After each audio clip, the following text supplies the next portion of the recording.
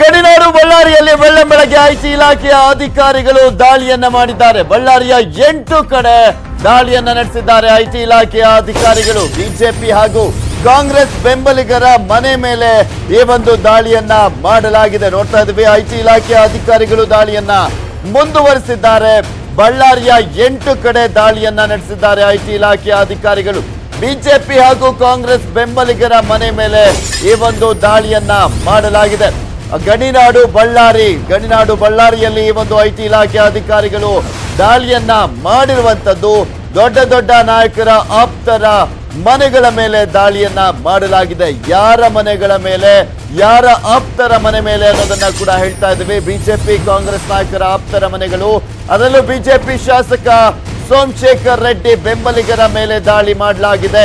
ಅವರ ಮನೆಗಳ ಮೇಲೆ, ಕೈ ಶಾಸಕ ನಾಗೇಂದ್ರ ಬೆಂಬಲಿಗರ ಮನೆ ಮೇಲೆ ಕೂಡ ರೇಡ್ ಅನ್ನ ಮಾಡಲಾಗಿದೆ. ಇನ್ನು ಉದ್ಯಮಿಗಳು, ಗುತ್ತಿಗೆದಾರರ ಮನೆಗಳ ಮೇಲೆ ಬಳ್ಳಾರಿಯಲ್ಲಿ ದಾಳಿಯನ್ನ ಮಾಡಲಾಗಿದೆ. ಒಟ್ಟು 8 ಕಡೆ ಬಳ್ಳಾರಿಯ ಯರ್ರಿಸ್ವಾಮಿ ಮನೆ ಮೇಲೆ ಐಟಿ ಇಲಾಖೆ ಅಧಿಕಾರಿಗಳು ದಾಳಿಯನ್ನ ಮಾಡಿ ಪರಿಶೀಲನೆಯನ್ನ ನಡೆಸ್ತಾ ಇದ್ದಾರೆ. ಇನ್ನು ಮಾಜಿ ಶಾಸಕ ಸೂರ್ಯನಾರಾಯಣ ರೆಡ್ಡಿ ಕಚೇರಿ ಮೇಲೂ ಕೂಡ ದಾಳಿಯನ್ನ ಮಾಡಲಾಗಿದೆ. ಸೂರ್ಯನಾರಾಯಣ ರೆಡ್ಡಿ ಕೆಪಿಸಿಸಿಯ ಉಪಾಧ್ಯಕ್ಷರಾಗಿದ್ದಾರೆ. ಇವರ ಮನೆ ಮತ್ತು ಕಚೇರಿಗಳ ಮೇಲೂ ಕೂಡ ದಾಳಿಯನ್ನ ಮಾಡಲಾಗಿದೆ. ಒಟ್ಟು ಬಳ್ಳಾರಿಯಲ್ಲಿ 8 ಕಡೆ ದಾಳಿಯನ್ನ ನಡೆಸಿದ್ದಾರೆ ಐಟಿ ಇಲಾಖೆಯ ಅಧಿಕಾರಿಗಳು.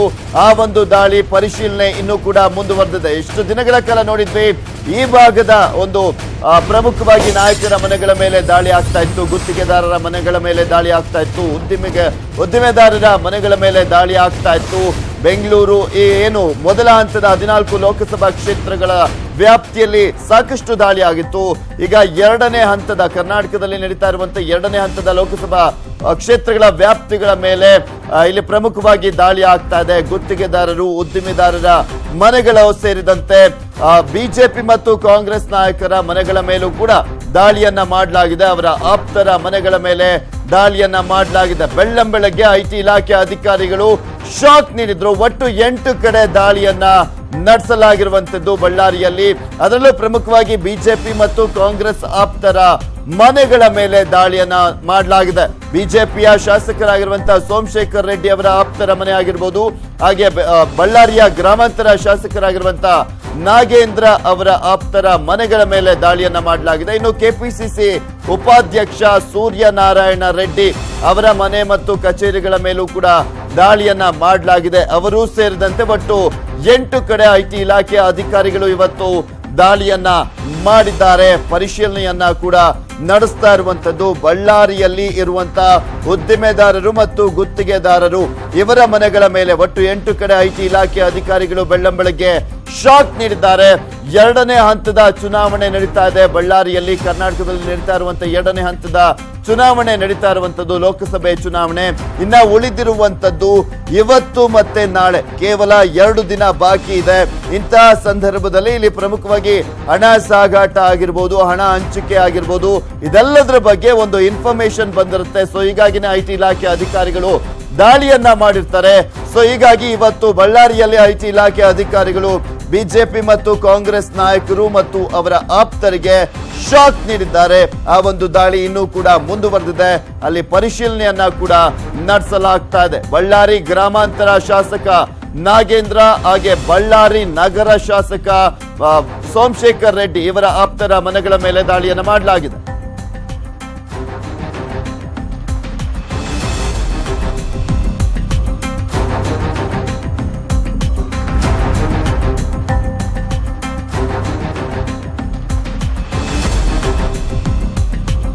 ಇದೆಲ್ಲದರ ಬಗ್ಗೆ ಸಂಪೂರ್ಣವಾದಂತಹ ಮಾಹಿತಿಯನ್ನ ನೀಡ್ತಾರೆ ನಮ್ಮ ಬಳ್ಳಾರಿಯ ಪ್ರತಿನಿಧಿ ಶರಣು ಹಂಪಿ. ನೇರ ಸಂಪರ್ಕದಲ್ಲಿ ಜಾಯ್ನ್ ಆಗ್ತಾ ಇದ್ದಾರೆ. ಎಸ್ ಶರಣು ಹಂಪಿ, ಯಾವ ರೀತಿಯಾಗಿ ಐಟಿ ಇಲಾಖೆ ಅಧಿಕಾರಿಗಳು ದಾಳಿಯನ್ನ ಮಾಡಿರುವಂತದ್ದು, ಯಾರ ಮನೆಗಳ ಮೇಲೆ, ಮತ್ತು ಒಂದ್ ಕಡೆ ಶಾಸಕರ ಆಪ್ತರಂತೆ, ಯಾರೆಲ್ಲ ಆಪ್ತರ ಮನೆಗಳ ಮೇಲೆ ದಾಳಿಯನ್ನ ಮಾಡಲಾಗಿದೆ?